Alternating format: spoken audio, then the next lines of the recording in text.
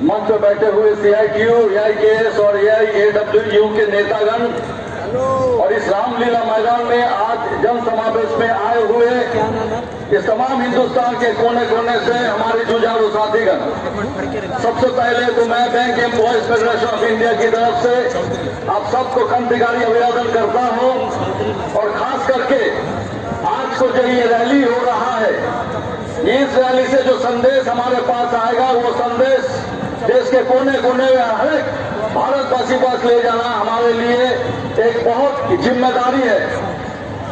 पिछले 6-7 महीने से तैयारी चल रही है गांव गांव में, महल्ले महल्ले में, शहर में कि इस जनसमावेश को सफल किया जाए और उसी के साथ साथ सरकार और प्रशासन की तरफ से लगातार कोशिश रही थी कि कैसे बाधाएं डाला जाए।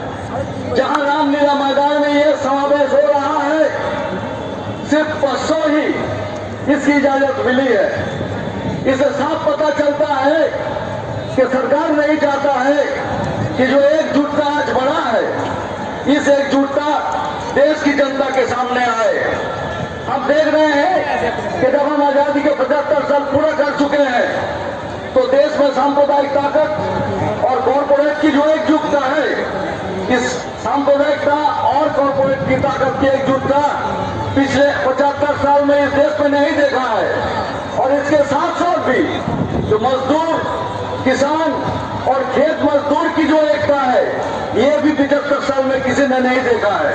हमने देखे हैं कि 2014 के चुनाव से पहले और 2019 के चुनाव से पहले जो सरकार चला रहा है जिस पार्टी ने, वो क्या क्या बातें हमारे सामने लाए और आज नतीजा क्या है? देश की जनता कंगाल बन रहा है और देश की चंद पूंजीपति मालामाल बन रहा है। हमने देखे हैं नोटबंदी पिछले 9 सालों में, हमने देखे हैं कोविड पैंडेमिक पिछले 9 सालों में। उसका नतीजा क्या हुआ है? भूखमरी बढ़ती गई, बेरोजगारी बढ़ती गई, महंगाई बढ़ती गई और कुछ चंद पूंजीपति की संपत्ति है वो आसमान छूता गया है। आज ये समय आया है, ये जो लाल झंडे का लहरा दिल्ली में है, ये जो व्यवस्था है, ये व्यवस्था को बदलना है। जो सरकार है, ये सरकार की नीति के खिलाफ हमने बहुत संघर्ष की है। संघर्ष की है इसलिए जो ख्वाहिश इस सरकार की थी वो ख्वाहिश पूरी नहीं कर पाई। 4 लेबर को श्रम कानून वो पास कर चुके हैं बाथरूम की, लेकिन ये श्रम कानून आज देश भर में लागू नहीं कर पाए। जो कृषि बिल लाए गए थे, पास कर गए थे, कानून बनाए गए थे, वो किसी बिल भी वो लागू नहीं कर पाए, घुटने टेक के वापस लेना पड़ा।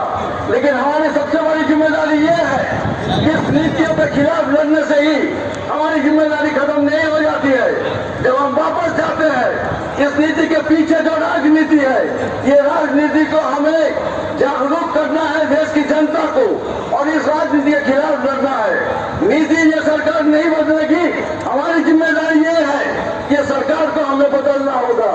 अगले 1 साल तक इस जन समावेश से हमें ये संदेश ले जाना है देश की जनता के पास कि अगर देश को बचाना है, देश की जनता को बचाना है, देश की एक रखना है, तो ये सरकार बदलना होगा।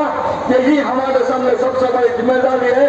ये कुछ बातें कहकर ये सारे जो मुद्दे रखा गया है, इस मुद्दे पर समर्थन व्यक्त करते हुए और फिर एक बार आप सबको क्रांतिकारी